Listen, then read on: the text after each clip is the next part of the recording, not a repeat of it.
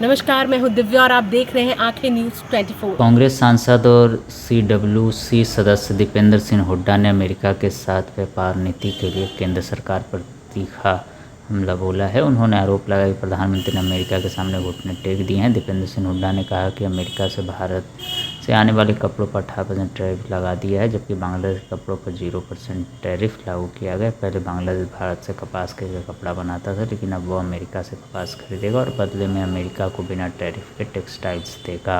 हर तरीके से हम लड़ाई लड़ेंगे। राहुल जी के नेतृत्व में राहुल जी ने बात उठाई, लेकिन आपने देखा उनको उठाने भी नहीं दिया गया लोकसभा में। ये इनका लोकतंत्र पे मर्यादा है। सेकंड पॉइंट, हमारी जो ऊर्जा सुरक्षा है, वो ऊर्जा सुरक्षा के साथ इतना बड़ा खिलवाड़, ये वही सरकार है। और आज तक का ये स्टैंड रहा था कि हम अपनी ऊर्जा की, हम बहुत सा अपना कच्चा तेल इंपोर्ट करते हैं। हमारे यहाँ तेल का प्रोडक्शन नहीं, और इंपोर्ट करते हैं 51% हम इंपोर्ट रशिया और ईरान से करते हैं, सस्ते रेट में करते हैं। और ये हमारी सरकार ही नहीं, मौजूदा सरकार का भी डोनाल्ड ट्रंप की घोषणा से पहले ये स्टैंड था कि भाई हम अपने स्वतंत्रता से फैसला लेंगे, जहां से सस्ता मिलेगी वहां से लेंगे, क्योंकि हमारी देश की आबादी को सस्ते में चाहिए। लेकिन जिस रोज अपने प्राइवेट हवाई जहाज से डोनाल्ड ट्रंप ने ये डिक्लेयर करा कि भाई बंद कर दिया, हमने फैसला कर लिया कि अमेरिका अब जो है भारत बंद कर देगा और वेनेजुएला से महंगा तेल खरीदेगा, वो उस बात पे भी सहमति। ये कैसे सहमति? और ईरान से तो मैं आपको पहले ही बता दूं कि ईरान से तो पहले ही मई 2024 में अमेरिका ने पाबंदी लगा दी थी कि ईरान से भी कच्चा तेल नहीं खरीद सकता भारत। उसको 1 साल बाद स्वीकार भी कर लिया गया था। ये पहले ही वहां से ये सरकार बैकफुट पे आना शुरू हुई थी। आज दुख की बात यह है, अब फरवरी 2022 से फरवरी और 26 के बीच में रूस से भारत ने 168 बिलियन अमेरिकी डॉलर का कच्चा तेल लिया है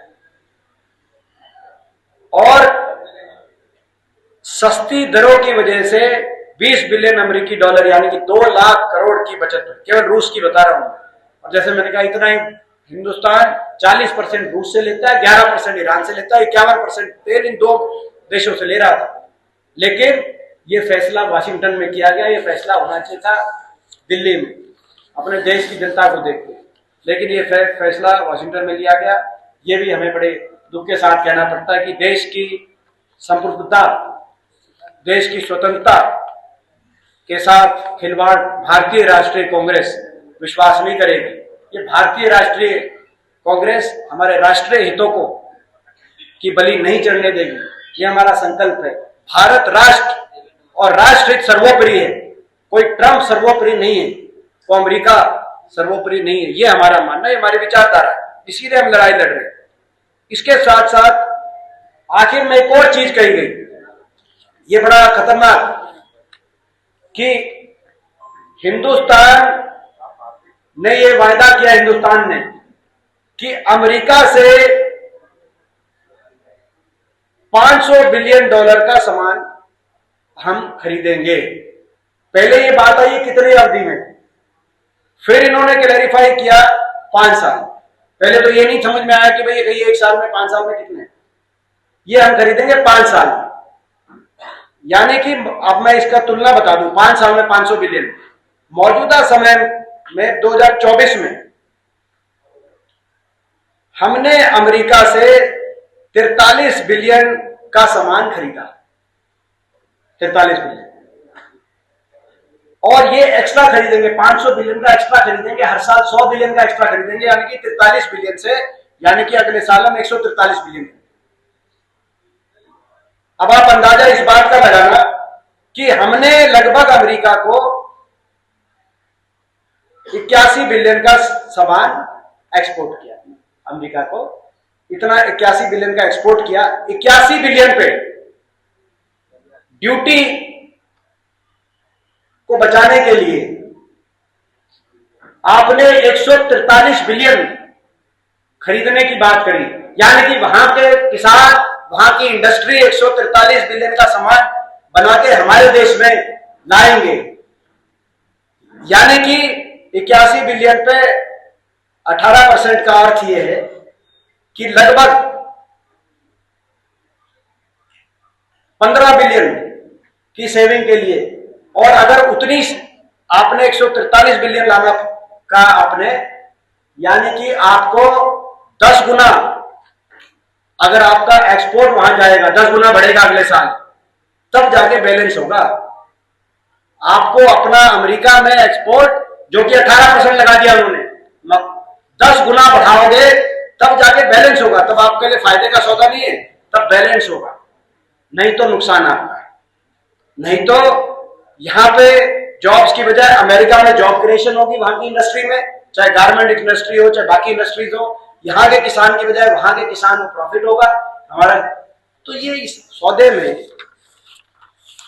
कोई एक बात सरकार बताए जो पैरिटी की हो, हिंदुस्तान के फायदे की हो। पैरिटी अमेरिका के साथ छोड़ो, बांग्लादेश के साथ भी पैरिटी। आंखें न्यूज़ 24 देखते रहिए, 24 आवर्स देखते रहिए और दुनिया की अच्छी और सच्ची खबरों से अवगत होते रहिए। आंखें न्यूज़ 24 कभी नहीं करेगा आपको बोर। अगर आपने अभी तक हमारे चैनल को सब्सक्राइब नहीं किया है तो हमारे चैनल को जल्द से जल्द सब्सक्राइब करें, लाइक करें, शेयर करें। राजधानी पटना में कई वर्षों से शिक्षा में उत्कृष्ट योगदान दे रहा है Lohia Nagar Mount Carmel High School Kankarbagh Patna, जहां नर्सरी से कक्षा 12वीं तक की होती है पढ़ाई। 10वीं और 12वीं बोर्ड परीक्षा में 100% अंक का रिकॉर्ड। एक ऐसा स्कूल जहां पठन पाठन के साथ साथ बच्चों के संपूर्ण विकास का रखा जाता है ख्याल। खेलकूद, सांस्कृतिक गतिविधि, मैथ ओलंपियाड, साइंस ओलंपियाड और बहुत कुछ। आज ही कराए नामांकन की प्रक्रिया जारी है। संपर्क करें DS/16 Gayatri Mandir Road, Housing Board Colony East, Indira Nagar, Kankarbagh, Lohia Nagar, Patna. हमारा पिन कोड है 800020। पटना में कई वर्षों से शिक्षा में अहम योगदान दे रहा है Gyansthali high school Alamganj Patna city, जहां 10वीं और 12वीं की बोर्ड परीक्षाओं में 100% अंक प्राप्त कर रहे हैं बच्चे। एक ऐसा स्कूल जहां न केवल होती है पढ़ाई बल्कि साथ ही साथ होती है कल्चरल एक्टिविटी, स्पोर्ट्स एक्टिविटी से जुड़े गेम्स, मैथ ओलंपियाड से लेकर साइंस ओलंपियाड, जहां बच्चों के लिए स्कूल कैंपस अत्याधुनिक सुविधाओं से लैस, छोटे बच्चों के लिए वाहन और ट्रांसपोर्ट की विशेष सुविधा। तो देर किस बात की, आज ही कराएं अपना नामांकन Gyansthali high school Alamganj Patna city में, जहां नामांकन की प्रक्रिया जारी है। संपर्क करें पुलिस चौकी Alamganj main road near Alamganj थाना, पटना, बिहार 800007।